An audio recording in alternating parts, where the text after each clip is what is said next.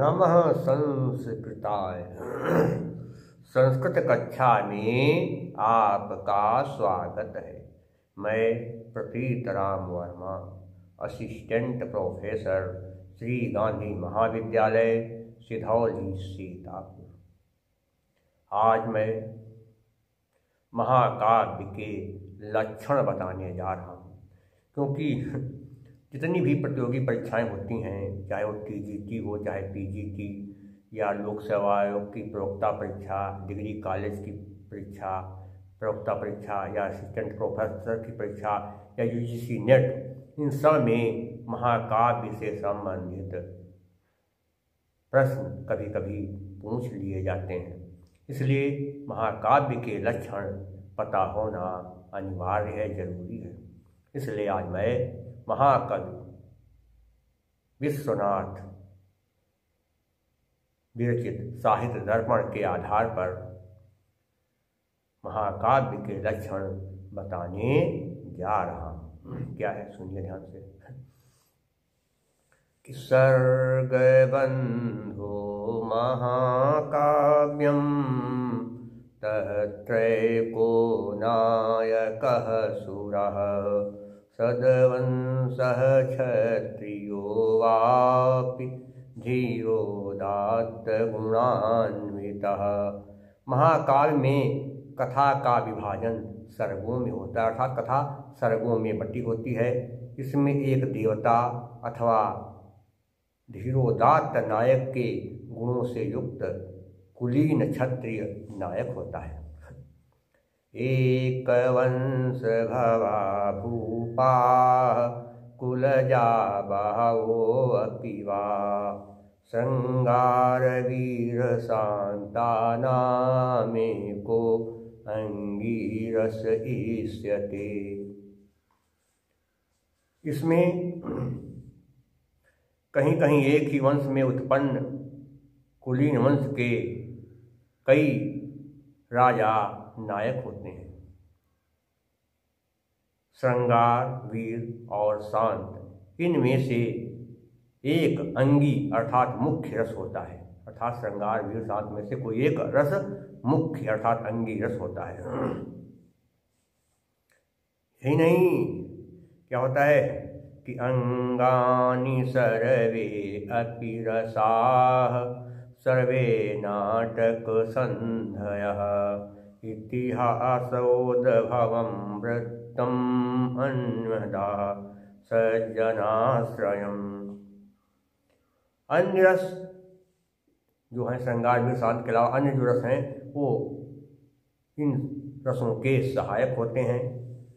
इसमें नाटक में निबद्ध होने वाली सभी 5 संधियों का समावेश होता है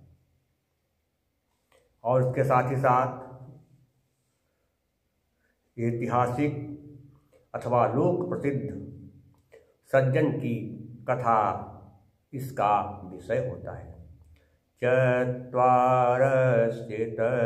सर्गाः शिष्टेष्वेकं च फलं भवेत् आदौ नमस्क्रियाशीर्वा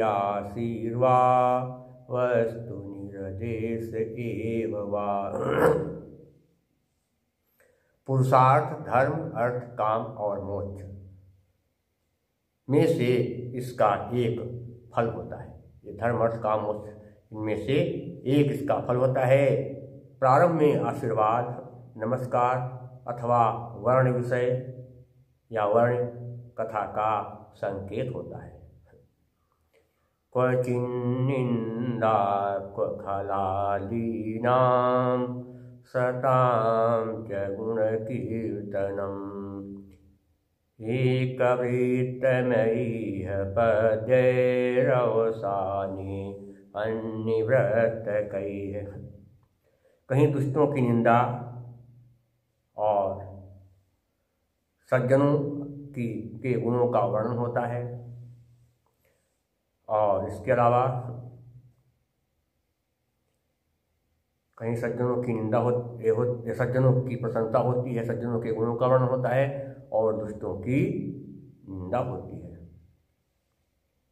यही नहीं, इसमें जो है सर्ग न बहुत छोटे होते हैं, महाकाव्य में सर्ग न बहुत छोटे होते हैं न बहुत बड़े होते हैं।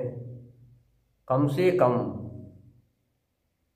क्या कहा गया है कि हाँ, एक व्रत्यमयी पद्यैर अवसानी अन्निवृत्त कैः नाति स्वल्पा नाति दीर्घाः सर्गा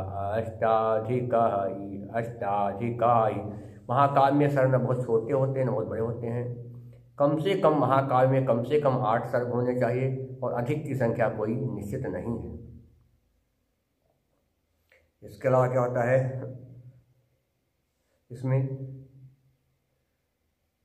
सर्ग, हाँ एक चीज़ और ध्यान देना है कि छंद जो होता है, कहीं कहीं सर्ग में अनेक छंद देखे जाते हैं, लेकिन एक सर्ग में प्रारंभ में अधिकतर एक ही छंद होता है कई श्लोकों तक। अंत में सर्ग के प्रारंभ में एक ही छंद होता है और अंत में जब श्लोक आते हैं 2-3 तो वहाँ पर छंद बदल जाता है। अंत में छंद बदल जाते हैं, 2-3 श्लोकों में अंत में छंद बदल जाते हैं, लेकिन प्रारंभ में जो है पूरा सर्ग एक ही छंद में होता है। और इसके अलावा क्या है, सर्गान्ते भावि सर्गस्य कथायाः सूचनं भवेत् संध्या सूर्येन्दुरजनी प्रदोषध्वान्तवासरा। सर्ग के अंत में अगले सर्ग की कथा की सूचना दे देना चाहिए। सर्ग के अंत में अगले सर्ग की कथा की सूचना या संकेत दे देना चाहिए। संध्या सूर्योदय, सूर्य संध्या, सूर्य चंद्रमा, रात्रि प्रदोष अंधकार, और क्या है, प्रातर्मध्यान मृगया शैलर्तुवन सागराः संभोग विप्रलम्भौ च मुनिस्वर्गपुराध्वराः रणप्रयाणोपयं मन्त्रपुत्रो दयादयः स्वर्णीयं यथा योगं सांगोपांगा अमीः। इसमें संध्या, सूर्य, चंद्र, रात्रि, प्रदोष, अंधकार, दिन रात, दोपहर, मध्याह्न, आखेट, पर्वत, ऋतु, वन, सागर, संयोग, वियोग, मुनि, स्वर्ग, नगर, यज्ञ, युद्ध, विवाह, मंत्र, पुत्र और अभ्युदय आदि का यथा योग्य पूर्ण रूप से वर्णन रहना चाहिए। कविरवृतस्त्विवा नाम्ना नायकस्येतरस्त्विवा नामासि सर्गोपादेय कथया सर्ग नाम तू। इसका नाम कवि के नाम पर, महाकाव्य का नाम कवि के नाम पर अथवा पात्र के नाम पर या नायक के नाम पर रखना चाहिए। जैसे रघुवंशम रघु के नाम पर रखा गया, कुमार संभवम भी जैसे रखा गया, नैहदी चरितम इस तरह से। कहीं अन्य नाम भी होता है, कहीं अन्य नाम पर भी महाकाव्य होता है और वर्णित कथा के आधार पर भी सर्ग का नाम होता है।